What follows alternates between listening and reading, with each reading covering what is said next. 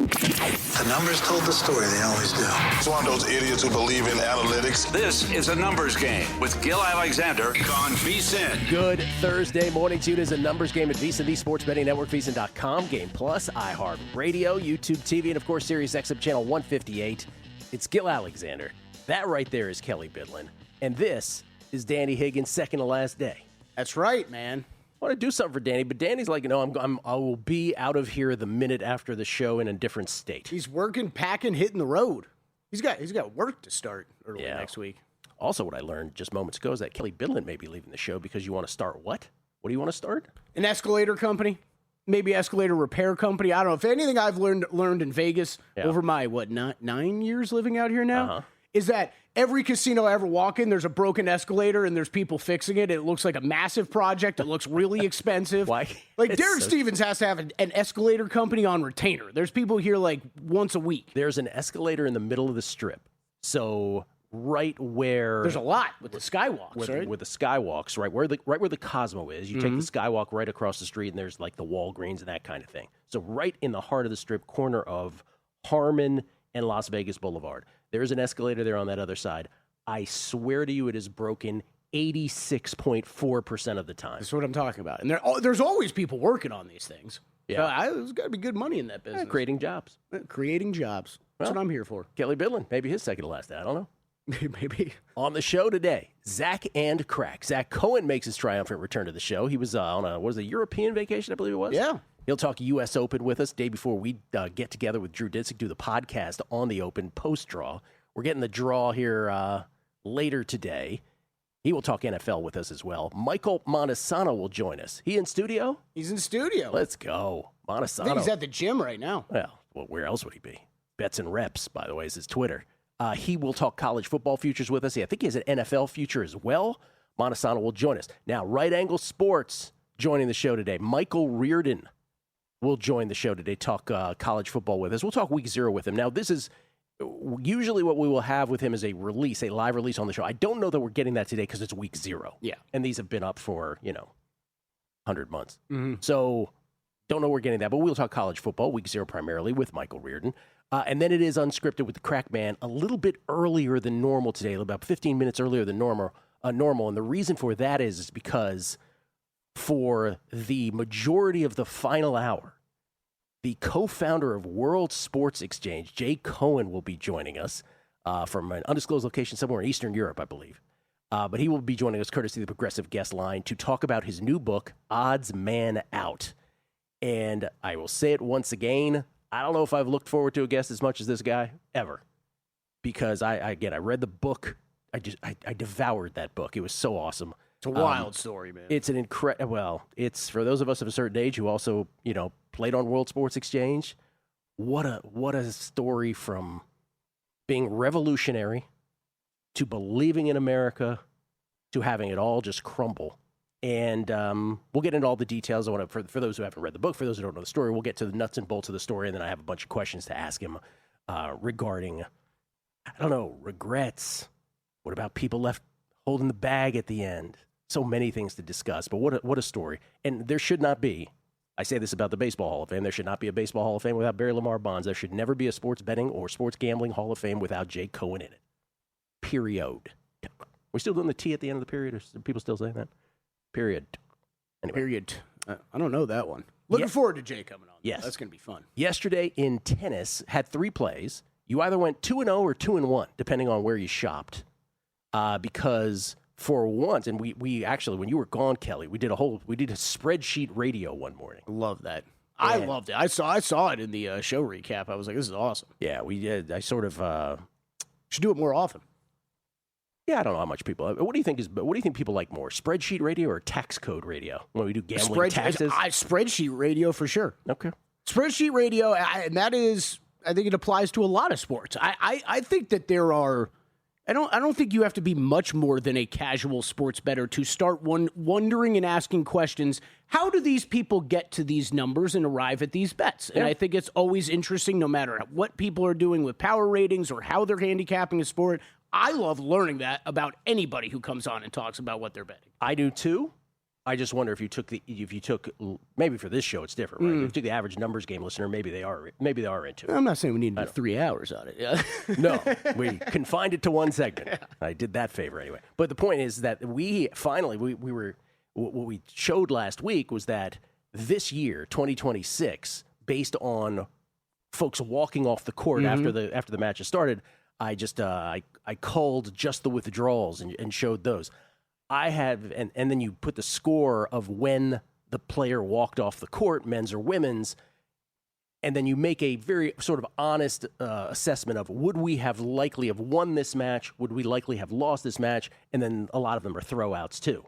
But it would have cost us over 8 units this year. We could get the worst of all the folks walking off the court who are about to win, right? 5-love in the third, 5-1 in the third, and the opponent walks off the court. Now, what does that do? That means we still win at some books that grade after one set, but it minimizes our winnings because some books that we bet at grade only at completion of match. Well, last night we got a unit plus back, because we hit on Bousset yesterday, who won. We also hit on Van de Zandschulp, who won like 6-1, 6-love, like he crushed. B, V to Z. I was just trying to think of it. B, V to Z. Yeah, he won. So we won those two, but then we needed Sebastian Baez for the clean sweep. Sebastian Baez is getting beat 1 set down and 4-love. Like, he was just not there. And a lot of this has to do with this week. It's a Fakakta week. Oh, and I said yesterday, I probably shouldn't be playing this week. I've ratcheted down to 1 play today.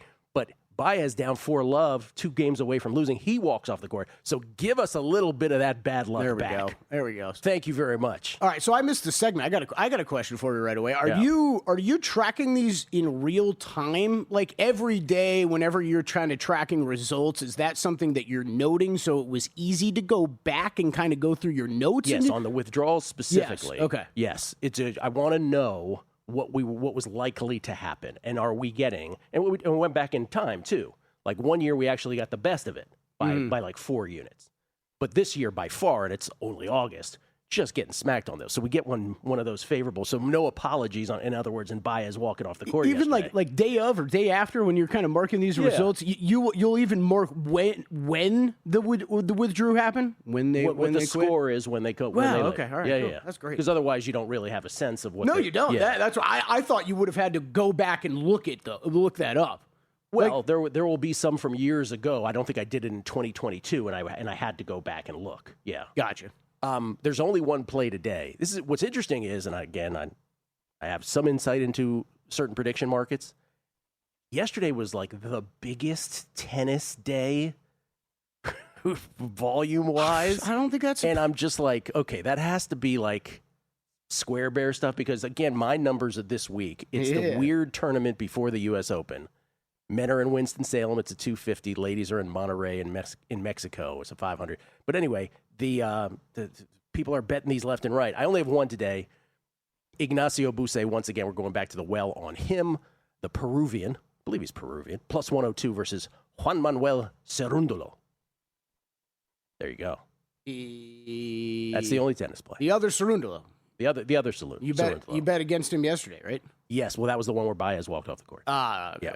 So anyway, Bousset's the only play today, and this is, I feel like, probably only get 1 play a day or 2 plays a day max here in the next couple of days before we get to the U.S. Open. Did you see that Brad Allen tweet I sent you this morning? Yes. Just bringing up off the tennis. You were talking about the tennis. Yeah. Preseason betting. Football. NFL. Football. This is from Brad Allen at Brad Allen NFL. Cumulative football trading is already above $400 million this preseason, up from 13.8 at the same time last year. Yep. And again, the number with, again, volume in prediction markets is not an exact reflection of handle. Betting handle in legalized sportsbook.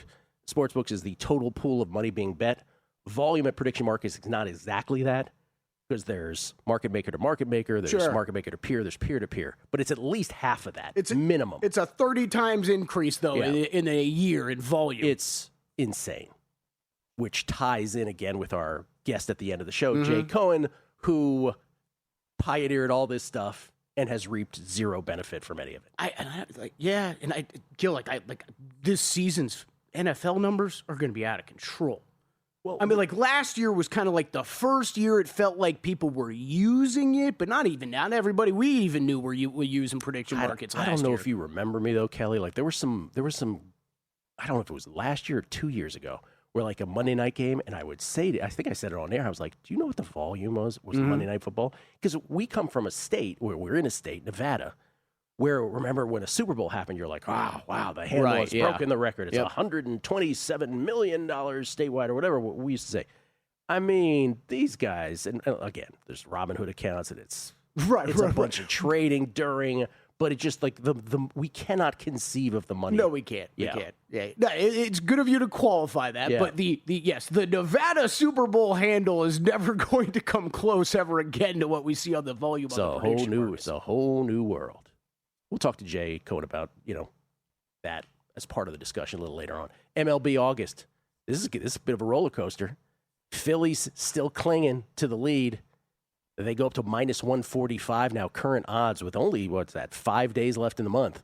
They lead the August wins, both from a dead heat perspective or from a tiebreaker perspective. They got it outright right now, 17-7. The Padres are 1 win back at 16-8, and then they're the Red Sox and Rays, 2 wins back at 15-9. Red Sox trying to do the first ever back-to-back in the 3 years that we've done this. No team has ever done that. Your Cubbies, 3 wins back. Kind of getting on life support here. Hope you didn't have the Giants yesterday. Wow. So was that 6 runs in the ninth? Giants up 9-3, I believe it was, in the ninth. Is that correct? And a 7-run Reds ninth inning beats the Giants 10-9. We'll look at best record at MLB, worst record MLB as well on the show, because the Giants are like, hey, ooh, look at us. We might be that team. Will Hill or Zach Cohen.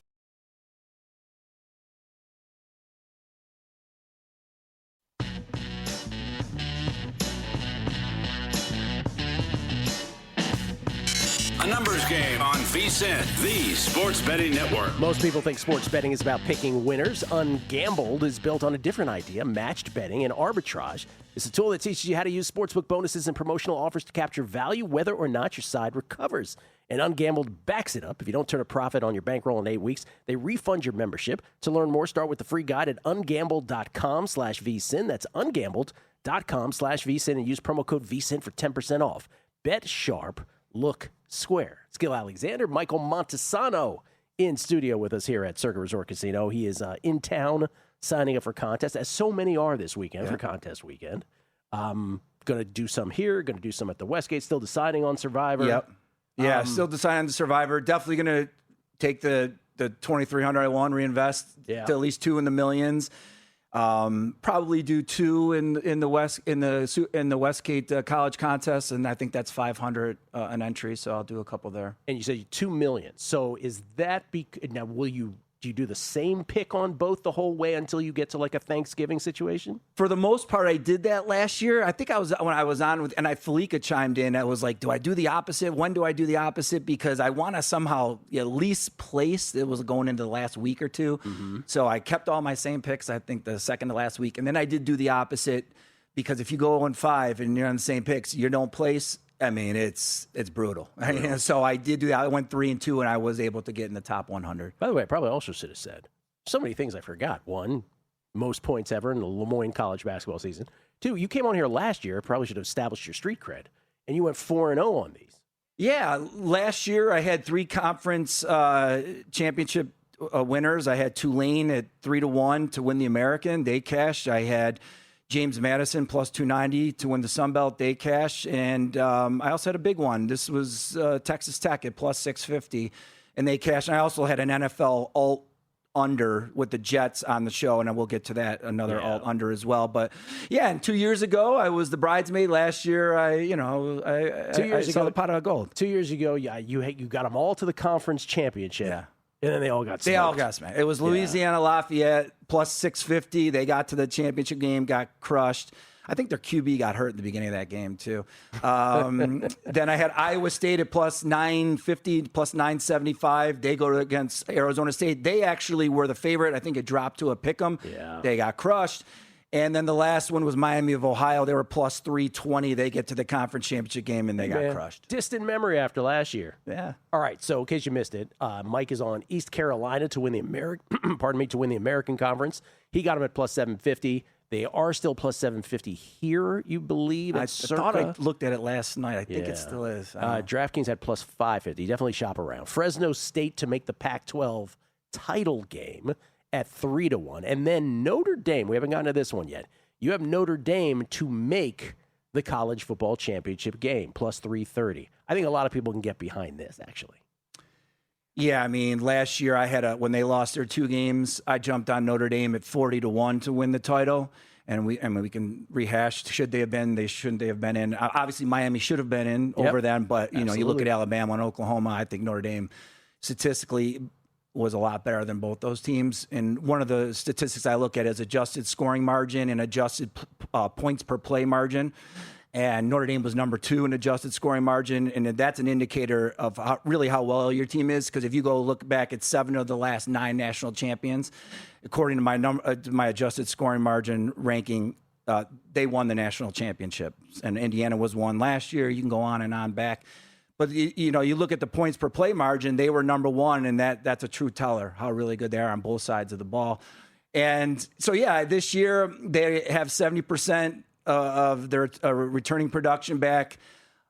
I'm not an expert as far as ranking defenses and offenses, but it looks like they kind of have the number 1 defense in the country, if not 2 or 3. Their schedule is conducive. They get Miami at home. Mm-hmm. I have them second in my power ratings, right behind Ohio State. I think a lot of people are sleeping on Ohio State this year. They lose a lot of talent, but they just reload. Their offense is going to be fantastic. So instead of taking them to win the title, because that's gone down in some places, I believe, at FanDuel at plus 330 just to make the national championship game. And I think that's worth the bet.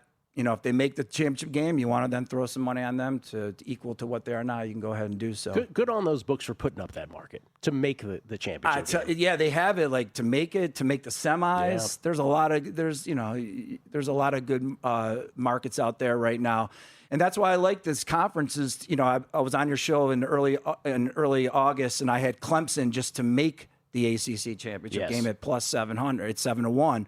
So again, you know, they don't have to quite get there because we all know Miami is legit, and they're probably going to win it. But you can find some teams just to make the title game. All right, let's go to the NFL. You have a season long. Is this an alt-win total here? Yeah, it is. It's alt on the under of the Carolina Panthers at plus 140 when I got it. I think you could plus 130 to 140. You could still get it. I mean, you don't buy it. I don't know how. I mean, we all can go back last year. How did they make the playoffs? They kind of backed in that awful division. And then gave the Rams a run for their money. And then they gave the Rams a run for their money, but I'm not buying this year. And you look at Bryce Young. He hasn't really played much in the preseason. Their backup is Kenny Pickett. So if Young gets hurt, then you're going to Pickett. Their defense is I'm not a fan of their defense coming back. All their advanced metrics last year were below average. Their schedule is, according to my strength of schedule rank, and I'm sure very similar to a lot of how everyone else does it as well. They're 4th hardest, and I have not made the bet yet. Someone could beat me to it. I might go down there just because I'm putting it on the universe. But to be the last team to win a game, I think it's the win list. We won that a couple years ago. Yeah, they're like 34-1 right now. Just go look at the game I'd be concerned about would be at Cleveland. I think it's week 3. You know, Cleveland stinks. We all know that, but it's at Cleveland, and you know Cleveland's got a 5.5 win total. They got to win some game, but if you look at Carolina's record to start the year. I mean, they could be 0-6, 0-7, 0-8, but then you still have Miami and Arizona who are not the greatest as well. So, by DVOA, by the way, for those who care about such things, the Panthers were the 10th worst team to ever make the playoffs last year. That's the first time I'm hearing that stat. 10th worst ever. Yeah. And there's some, again, I was mentioning the other day about Bryce Young because Kelly, every time we bring up his name, Kelly likes to shout, do we even know if he's any good? He's better. I do. But the 2 things that he did improve were the biggest thing is he didn't turn the ball over as much.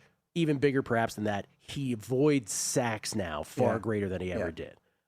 So That's the positive spin on them. But yeah, they are, they're not projected to, what is it? They were 23rd in pass block win last year. They were 28th in run block win rate. It's funny you say 23rd because in my adjusted points per play margin, they were 23rd. Adjusted scoring margin, they were 23rd. And I think yards per play margin, they were 22nd. What is the NFL? And we all take in media and you hear everybody's opinions. What's the thought that you've heard or the bet that you've heard made by a lot of NFL folks this offseason, or folks that are betting the NFL, that you just simply can't get behind? Is there one that you keep hearing where you're like, I just don't get this? I mean, the Texans, everyone's writing them into either the AFC Championship game or the Super Bowl, and we all know their defense is fantastic, but until I can see their offensive line protect Stroud, and can we see C.J. Stroud do what he did a rookie year, couple years back, a couple years back? I don't know. You got to see it to believe it. But we could all make our projections and what's going to happen. But do we really know the first 2, 3, 4 weeks? We don't know. We don't know. I mean, that's the one thing, right? The one thing we have learned is that no matter what our convictions are in the offseason, don't get too attached to them. Yeah. That could change very quickly. Give us your most outlying. Obviously, you have the bet you want to make on the Panthers, but what's another sort of outlying opinion you have on a team? I really like the New Orleans Saints this year. They have the third easiest schedule in the league. You take away their first 2 games, something that I mentioned in my projections right up. Maybe wait till after their first 2 games because I believe they have Baltimore and I'm looking right now. The Lions and the Ravens. Go look at their schedule after that. They go 0-2. You might be able to get an adjusted win total. Yeah. You might be able to get a division odds better. I mean, does anyone trust the Falcons this year? I mean, I just talked to you about the Panthers. Tua basically won that job because there was no one else to take it. Yeah. And Kellen Moore is a pretty good coach. Look what he did last year. I mean, he had nothing last year, and they won, 4 or 5 games? Yeah, for the Saints, after at Lions, at Ravens, it's home Raiders, home Falcons, home Vikings, at Giants, then a Paris game against the Steelers before they have a bye. Yeah. I mean, I'm not betting. Wait for them to go 0-2. I will wait for them to go 0-2, and then just and I'll probably send it out on X or my Substack with just like, okay, I officially made the bet. But we'll see. Hopefully, their odds are they're a little bit better to win the division. Yeah. By the way, after the bye, they have home Browns, home Panthers. Yeah. They're like the opposite of the Chargers, who have the 2 really easy games early, and then it's brutal, and then it's the gauntlet. Michael Montesano, everybody, Bets and Reps on Twitter. Thank you, man. Thanks for having me. Appreciate it. Always great seeing you. Michael Reardon from Right Angle Sports with a live college football release on the show next. Get ready, Mike. Get your betting slip ready.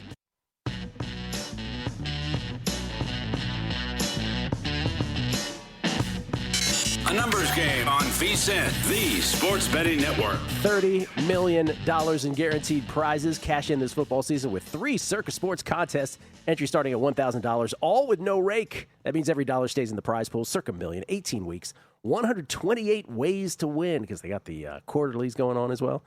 Circa Survivor, pick one winner each week. Last one standing wins. And Circa Grandissimo for the high rollers, $100,000 entry. Enter in Nevada, play from anywhere. $30 million guaranteed. Visit circasports.com for details. Kelly was saying he was very upset with his own performance on episode 6 of the Circa Survivor doc.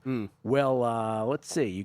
Somebody said something on Twitter here. Billy Charlebois says, Kelly claims he was terrible in this week's Survivor doc. Spoiler alert, he was just fine. I am sure he is thrilled to be the lead in the thumbnail picture on YouTube for said episode. That was fun. Did you see that by any chance? I did catch that, yes. Because it's kind of you got to be careful with graphics. It kind of like implied that I was one of the remaining 10. I was like, I forgot about all those millions I won last year. All right, we're very pumped. Obviously, we're pumped to have Crack come on, Jay Cohen coming on from World Sports Exchange.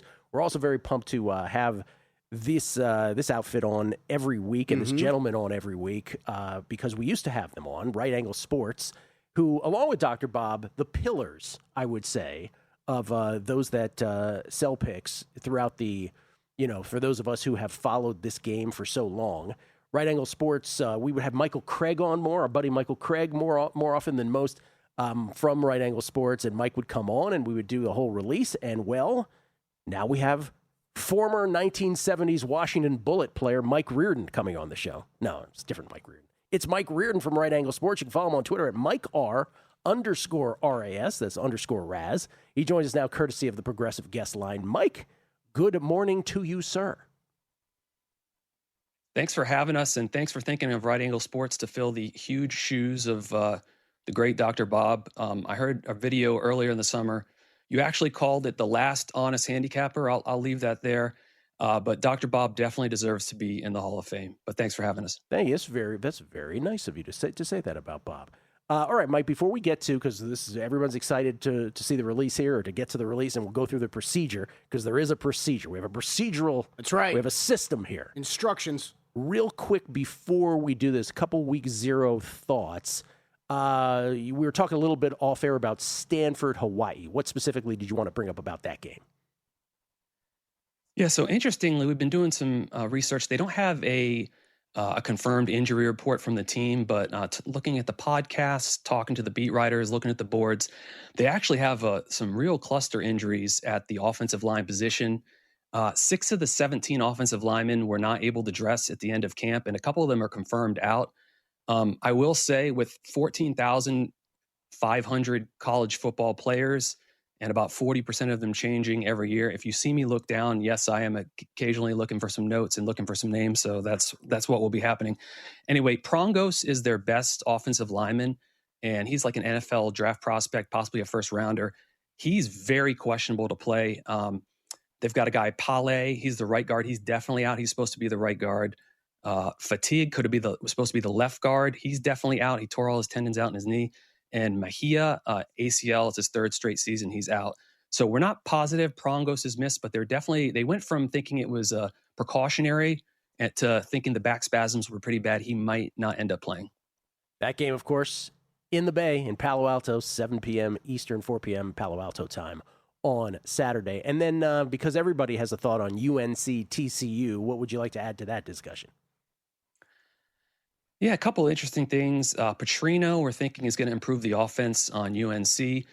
And then, on the TCU side, interestingly, they haven't really talked about this too much, but they might have lost 2 starters because one of their impact transfers from the Conference USA, who was the Conference USA Player of the Year defensively last year, punched a starting receiver, and they both definitely the puncher is definitely out, and the guy who got punched, who's claiming he was sucker punched, it sounds like at least Brad Power has mentioned he thinks he's going to miss as well. So that's interesting there. Okay. Without further ado, because we want to give an explanation on what the pick is, let's go through the procedure for those who are new to this, and this will move markets. This is the effect of Right Angle Sports. What Mike is going to do, we're going to put out a play here. He's going to say a play. Could be a side, could be a total. And what you will do is then you will add it to your bet slip. And whatever book you are betting, but maybe it's multiple books, you will add that bet to your bet slip. We'll give you some time. We'll sort of filibuster. We'll give you some time to find that bet. You get it in your bet slip. And then Mike will say either go or cancel. You may have heard Steve Fezzik so many times on this show do this when he's giving out a play because he likes this system so much. So it'll be go or cancel. Yeah, Gil, just for the record, I heard you guys talking earlier in the week. Yeah. If next time you have Fezzik on, will you confirm that he didn't invent this method and that it is actually a Right Angle Sports Edward Golden invention? Okay, I will. Because you said he might take it, so I just make sure. Listen, if Edward Golden, who was the founder of Right Angle Sports, invented it, Stevie will figure out a way to make it his own at some point. So no doubt. So we'll put it in the bet slip. You'll get 30 seconds to find it. At that point, we will go to Mike, and Mike will say either go or cancel. If he says go, you bet it immediately. If he says cancel, that means it's not a bet. You should remove it from the bet slip, and we will do this process all over again. Mm-hmm. And it could happen a second time. I think when Mike Craig was on, we actually did it a couple times. Yeah, we did a couple times. Yeah, it was fun. And why do we do this? Because all the books are listening, all the other services are listening, all that stuff. So there's a reason why we got to do this. And books handle this differently. Mm-hmm. Some will move immediately, dramatically. Some will pull it from the board. Okay. Mike, you ready to do this? Sure, let's go. Okay.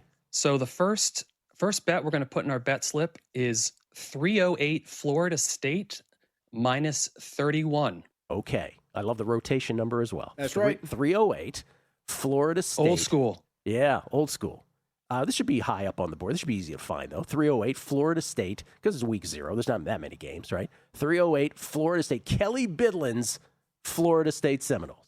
Yeah, a lot expected this season. Okay. I hope so. A little stall, like give everybody a little more time in case they can't find it. This will be 30 seconds will be needed starting week 1. But okay, I think everybody's got it there. 308, Florida State minus 31. Okay, Mike, the floor is yours. This is a go bet. Florida State minus 31. This is a go. Go, Kelly. Go, scramble, go. Okay, Florida State is a go minus 31. Florida State taking on New Mexico State. Florida State minus 31 is a go. Okay. Appreciate the drama of that. Give us the explanation. Give us the thumbnail. Problem. What do you got going here? Yeah, so we got one of the big things here. We're not big trends folks at Right Angle Sports, but when the trends kind of make sense, we will lean into a little bit. Norvell's been 6-2 against the spread against the G5 and FCS teams. He's also 10-6 when he's a favorite of 14 or more. So when he has a chance to kind of run it up on the overmatched teams, he's done it. He's actually 20-30 against the spread against everyone else, which makes sense because he's on the hot seat. And, they have SMU and Alabama next. So, I mean, he's really coaching for his career here. He's actually taking control of the play calling duties. So he'll have his fingerprints a little bit more on that. Last year they outgained ACC foes by 610 yards. They actually outgained in 7 of their 8 matchups. There's also some major injury stuff in the matchups here. That's a big problem for New Mexico State. They have a safety, Aya. He's out for the season. He's supposed to be their turnover machine back there. They have a Cincinnati transfer, Barnes, who very questionable to play. They actually have 2 converted corners playing safety in this game. One of them was a 4th-string corner last year, and they're going up against Robinson and Danzy for FSU, who are maybe the most explosive duo receivers in the country. So that's on one side of the ball. And then on New Mexico State, offensively, they have a quarterback who's coming in from the Southern Conference, Trey Hedden. Athlon ranked him 138th out of 138 quarterbacks, so that's not a great sign. In the Southern Conference, he actually had the second most turnover-worthy throws. That's not good. And New Mexico State last year, they ran it 2.5 yards per play, so they can't run the ball. They lost almost all their offensive line. All the tight ends are actually injured. They have a converted high school quarterback playing tight end. They got lots of issues. We like Florida State here, laying the 31. Okay. Florida State minus 31, the inaugural, at least for 2026, the inaugural Right Angle Sports release on this here show. And Mike, we will get you every week on here. This is your gig. Yeah, well, we'll see. I think we'll probably reevaluate. I'll go back to the team and see how we did. Can I say one thing? Please. I heard you talking about the Pro Bowl. I heard the Pro Bowl died today. It did. And I thought something, kind of interesting. So everyone talks like, oh, if you bet on the Pro Bowl, that's just, you're a degenerate. What are you doing? In the mid-2000s, they had Rice Irvin. They kind of changed up the format. And what happened was they were trying to save the game at the time. And so they actually kind of started playing harder. And what happens is the total was like 87, and they started playing defense. So what happens is you have these offenses that have never played together. The defenses actually try, and it ended up being 22-21. It went under by about 44 points. And that happened another time in 2017. So I would just say I thought those were great bets on the Pro Bowl. Rest in peace for the Pro Bowl. There it is. Pouring out Mike Reardon pouring out a 40 for the Pro Bowl. By the way, Florida State at Offshore Pillars go from 31 to 32. Yeah. Per this release right here.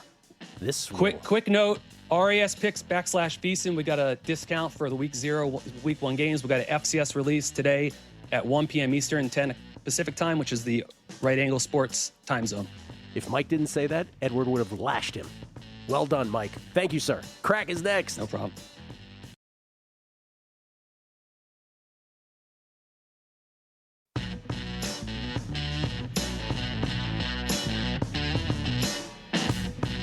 A numbers game on VSiN, the sports betting network. It is a numbers game right here at VSiN, live from Circa Resort Casino, downtown Las Vegas. The name of the book is Odds Man Out. Its author is Jay Cohen. He's one of the 3 co-founders of the World Sports Exchange. Odds Man Out, the untold story of how professional sports crushed the pioneers of online betting. And they were, in fact, pioneers. Again, live betting. What you see in prediction markets today.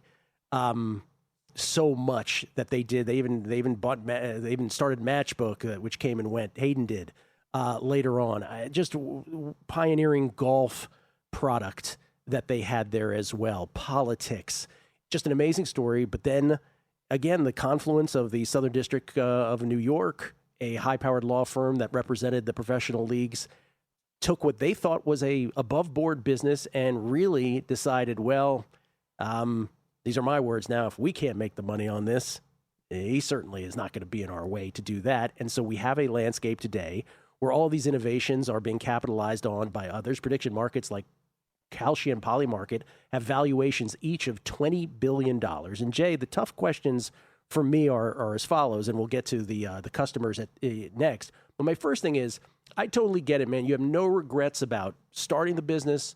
You have no regrets about fighting it because that was how you were convicted. You believed what you were doing is right. And you have no regrets about anything in those days. And I totally get it. And the judge railroaded you, and I believe all that totally. What I am curious about is the part in the aftermath, after the jail time, after you served your time. Do you have any regrets about how you decided to play out life from that point? In other words, you even renounced your citizenship. You can't even come to see your elderly father. Do you feel like it must be horrible for you to watch these companies make so much money based on your innovations? Would you have liked to have played that part of your life differently?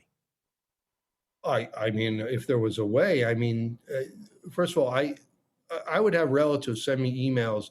Hey, you see what this company is doing? They'd send me an article in the New York Times, and I'd say, we did that 20 years ago. What do you want me to do about it? I mean, they wiped me out. They destroyed my business. They put me in jail. They destroyed my life, and they knocked out my capital. What am I supposed to do? And now let's take this. Even if I said, you know what, I've got a pile of capital, I want to start again, they'd say, oh, you can't have a license. You're a convicted felon, right? I mean, that's probably a non-starter with most gaming commissions. So have you thought to contact any of these, or would you be interested in working with any of them, or is that also a non-starter for the reasons you state? I would be interested, but I don't know if they're interested in me. I've applied to some low-level positions at some places in Europe where the best was, supervise a team of live sports traders. And I get the standard email, thank you, but we're going with someone with more experience. A form letter. That's just ridiculous. Like Tesla getting turned down at the electric company, So I thought of taunting some of these people, like, do you know who I am? But it's just, it doesn't help that I'm old, and people say age doesn't matter, but it does. Sure. Jay, what about the part about the customers? Because, as much media as you're going to do to promote the book, and again, let me just say, the book is spectacular. You did such a great job with this. It's a riveting read. It will make your blood boil. I'm just going to tell everybody that now, but it is a riveting read. So no matter how many of these media appearances you do, you are going to get people in the comments, Jay, and you know this. It comes with it. Who they remember, they loved what you did, but at the end, and World Sports Exchange was not the place that we thought was going to let customers hold the bag. What do you say to those people who have lost any degree of money, different degrees? I'm not happy with the way it ended. Of course not. But I did not run off with their money. Like I said, I came out of there, all of us came out of there worse than when we started. And it was certainly not our intention. People say it was a scam. I saw someone say it was a scam. Yeah, it was a scam. We planned this all out for 16 or 17 years. Then we're going to pull the plug at the last minute. No, it's just what happened to the business. And WSEX was owed a lot more from crooked processors and banks that took advantage of the situation than customers were owed. And the whole thing, it was just a perfect storm of sorts. And some people survived. Some books were still using agents. We talked about this last week with the pay and collect guys. Some people were using some payment methods that flew under the radar, and they just didn't get caught. But we weren't lucky that way, and we ended up with the short end of the stick, and unfortunately, so did the customers. but it's not like we took anyone's money in that sense. You even innovated at the end quickly. where you had some people paying out other people. Didn't you sort of adjust at the end? You tried to make it last as long as possible. Well, I was trying to think, how can I do a peer-to-peer payment system and cut out the processors? Because some of the processors would charge you like 10. They would say, we're going to charge you 10%. So if a customer sends $1,000, we're going to keep 100. And we're going to keep another 100 for 6 months. So the customer sends 1,000. So in 30 days, you'll get 800. And in 5 months after that, you'll get 700. The other eight, you get 100, then 800, and they're keeping 100. So that's what some of these processors were doing, and then they ultimately took all the money. But on the peer-to-peer payment thing, I said, have the trusted customers, guys that have been with us forever, they can send personal checks. Leave the pay to the order blank. As soon as that check comes in, we'll credit their account. So if someone sends a check for $1,000, another customer is due $1,000, write his name in it, put it in the FedEx, send it out to someone else. So that was kind of a weak attempt at peer-to-peer payments, which actually worked pretty well, but not enough people participated in it. They thought it was too weird to send a personal check, but I won't belabor. It was convenient for some. I won't belabor it anymore. But so to the customers who say, "Hey, you owe me $18,000, you owe me $30,000," they say, "Well, the credit card processors worked on the way in, but they didn't work on the way out." Is that what you're telling me? Is that what you know? That's part of it. I mean, could we have fired more people sooner? Maybe survived. I don't know, but yeah, it was WSEX was not three guys. WSEX was a corporation at the end of the day, and the corporation unfortunately failed. Last thing, Jay, in our last few minutes, because I always think about this with you. I'm like, do you even? I know you don't. You were never a gambler at heart. You were a guy who liked to have the edge, whether it was at the Pacific Stock Exchange or here being the house at World Sports Exchange. But can you can you even watch sports at this point and stomach it? I rarely watch sports. I usually don't even know who's in the Super Bowl until the day after. It's not just because it's so hard for you. Yeah. Well, I part of that, and I wasn't a big sports guy before, to be honest. So yeah. It was just always who do we need and who do we root for, and we used to joke and then never underestimate the value of good rooting, even though it doesn't do a thing. But hey Jay, how did you guys handle the sharp bettors? So, like you said about political markets, you don't want to be on the other side of a guy who knows something you don't. How did you guys handle those sharp bettors back then, where you're the house on every trade? Did you overmove or learn off them, or did you, you had losing positions at times? Well, that was more Steve's department, and he was pretty quick to identify most of them and just cut their limits, to be honest. Gotcha. There's no honor in, letting someone take every penny you have. Some of the sharp guys, there were some guy who used to say, hey, all I want to do, they're getting 11 to 10, and all I want to do is bet 11 to 10. He doesn't want to let me. Like, well, yeah, you want to look at the 300 lines we posted, pick the one that's out of line and bet $100,000. If you want to bet 11 to 10 on all 300 lines, I'll happily let you bet all 300, 100,000 each. But they only want to cherry pick the one line that we screwed up. So it was a cat and mouse game. It always has been, always will be. Jay, I met you in 2002, I believe. We had dinner at the Palm in Las Vegas. You bought dinner for everyone there. There was a big group of major wager guys there at the time, and you were fantastic to us back then. And I'm sorry the way this went, and I'm glad you at least you wrote the book and you came on with us here. Gil, any last second words? Yeah, I'm just saying, Jay, I wish you the best. The book is fantastic. Odds Man Out. You can get it at WSEX.com. You can get it at Amazon, wherever books are sold. And I'll just leave the final words from Jay that you wrote there in the book. I didn't do anything wrong or illegal, and I will never surrender that point. And that holds true from your perspective to this day, I would imagine. Absolutely. Thank you for having me. Thank you for covering this book. Jay, thank you so Keep much. doing what you guys are doing. Thanks, Jay. You too. Jay Cohen, co-founder and former CEO of World Sports Exchange, right here on A Numbers Game at VSiN, the Sports Betting Network. Prop Points is next. Enjoy.